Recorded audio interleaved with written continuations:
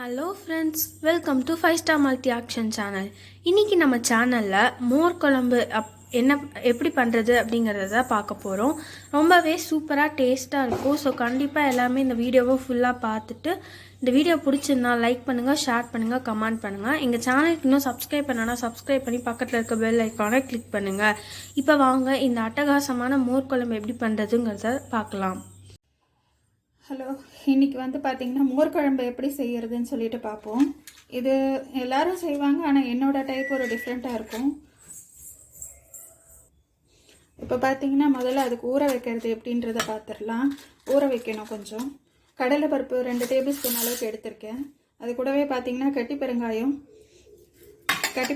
LG பெருங்காயம் இது கூட போட்டு ஊற வைக்க போகிறேன். இது கூட பார்த்திங்கன்னா ஒரு 4 வெந்தயம், அப்புறம் ஒரு கொஞ்சம் மிளகு, அப்புறம் கொஞ்சம் சீரகம் இதெல்லாம் போட்டுட்டு கூடவே வரமல்லி பார்த்திங்கன்னா அதுவும் ஒரு 1.5 டேபிள் ஸ்பூன் அளவுக்கு எடுத்துக்கோங்க. இப்போ இதுதான் ஊற வைக்கிறதுக்கு வேண்டிய ஐட்டம். இது ஊறினதுக்கு அப்புறம் ஒரு 1/2 மணி நேரத்துக்கு அப்புறம் ஊறினதுக்கு பிறகு இது கூட நாம் சேர்த்து இந்த தேங்காய், இந்த சின்ன வெங்காயம், இந்த பச்சை மிளகாய், இந்த அளவுக்கு இஞ்சி இதெல்லாம் சேர்த்து நம்ம ஒரு பேஸ்ட்டாக ரெடி பண்ணிக்கணும். அதுக்கப்புறம் நம்ம தயிரை ஆட் பண்ணி நம்ம குழம்பு எப்படி செய்கிறதுங்கிறத பார்ப்போம். இப்போதைக்கு இதை ஊற வச்சுடுவோம். ஒரு 1/2 அன் ஹவர் ஊறட்டும். அதுக்கப்புறம் எப்படி அரைச்சி பண்ணுறதுங்கிறத பார்ப்போம். இந்த டைப் ரொம்ப சூப்பராக இருக்குங்க. சாப்பாடுக்கு ரொம்ப அட்டகாசமாக இருக்கும். சப்பாத்திக்கு கூட ரொம்ப நல்லாயிருக்கும். நீங்கள் ஒரு வாட்டி ட்ரை பண்ணிங்கன்னா எனி டைம் இதை திருப்பி செய்யறதுக்கு தான் ஆசையாக இருக்கும். அந்தளவுக்கு சூப்பரான மோர் குழம்பு நம்ம எப்படி செய்யறதுங்கிறத பார்ப்போம். இப்போ பார்த்தீங்கன்னா இது கூட வெண்டைக்காய் மோர் குழம்பு வைக்கலாம். வெறும் மோர் குழம்பும் வைக்கலாம். ஆனால் இந்த மாதிரி வெண்டைக்காய் போட்டு வச்சா நல்லாயிருக்கும். குக் ஆகிறதுக்கு இதுவாகுங்க. இது மாதிரி ஃப்ரை பண்ணி எடுத்து போட்டிங்கன்னா ரொம்ப சூப்பராக இருக்கும். அதனால் இப்போ ஃப்ரை பண்ணி எடுத்து வச்சுக்கலாம். இதையும் எடுத்து வச்சுட்டு அதுக்கப்புறம் நம்ம எப்படி வைக்கிறதுங்கிறத பார்ப்போம். இது பாருங்க, ஃப்ரை பண்ணி எடுத்தாச்சு. அதுக்கப்புறம் நம்ம எப்படி அரைக்க போகிறோங்கிறத பார்ப்போம். இப்போ நம்ம அரைக்கிறதுக்கு ரெடி ஆயிடுச்சு. பார்த்தீங்கன்னா அரைக்க ஆரம்பிச்சிடலாம். பாருங்கள், இது நல்லா ஊறிடுச்சு.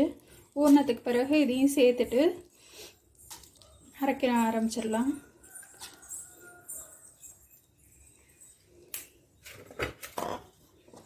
தேங்காய், சின்ன வெங்காயம், பச்சை மிளகாய் இவ்வளோ போடுறேன்னு நினைக்காதீங்க. நம்ம மற்ற குழம்புக்கான காரம் இதுதான்.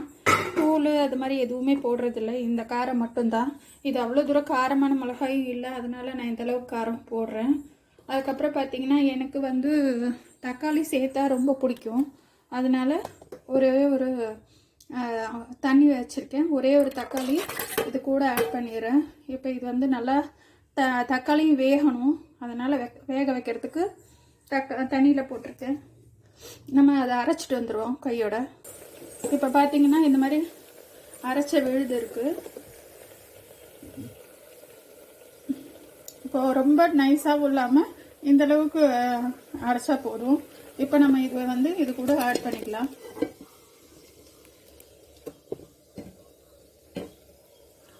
பாருங்க, இதை ஆட் பண்ணி ஒரு 4 கொஞ்சம் கொதி வந்ததுக்கு பிறகு நம்ம தயிர் ஆட் பண்ணணும்.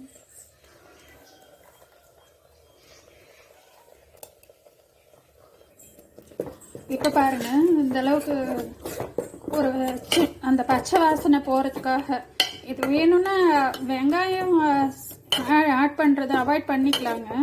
வெங்காயம் போட்டால் ஒரு டேஸ்ட்டு. வெங்காயம் இல்லாமலும் நான் செய்வேன் இந்த விரத நாட்களுக்கு. அந்த நேரத்தில் வெங்காயத்தை அவாய்ட் பண்ணிடலாம்.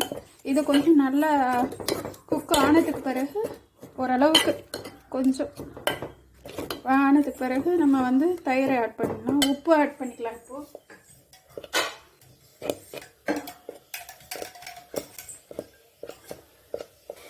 பாருங்கள், இந்த குழம்புக்கு தேவையான உப்பை நம்ம ஆட் பண்ணிடலாம். இப்போ உடனே தான் ரொம்ப டைமெல்லாம் ஆகணும். இந்த அளவுக்கு இதுவான உடனே நம்ம தயிர் ஆட் பண்ணிக்கலாம். தயிர் பார்த்திங்கன்னா நல்லா கடைஞ்சி வச்சுருக்கணும். பாருங்க, நல்லா திக்கான தயிர் தான். கடைஞ்சி வச்சுட்டு அதை ஆட் பண்ணிக்கணும். இந்த குழம்புக்கு கொஞ்சம் தண்ணி ஊற்றிக்கலாம். அந்த தயிரை கலக்கினதுக்கு பார்த்தீங்கன்னா இப்போது இதுக்கப்புறம் வந்து மஞ்சள் பொடி போடணும். நிறைய கொஞ்சம் மஞ்சள் தூக்கலாக போடணும், அப்போ தான் நல்லாயிருக்கும்.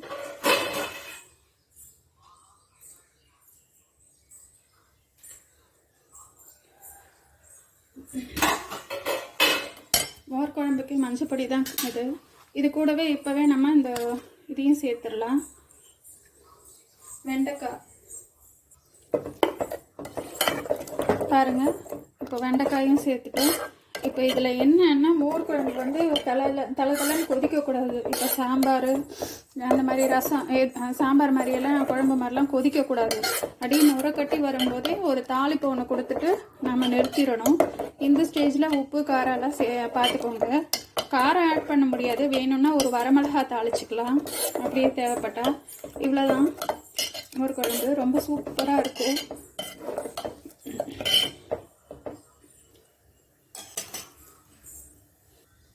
இப்போ பார்த்தீங்கன்னா வானலில் கொஞ்சமாக எண்ணெய் ஊற்றிருக்கேன் ஒரு தாளிப்பு கொடுக்கறதுக்காக.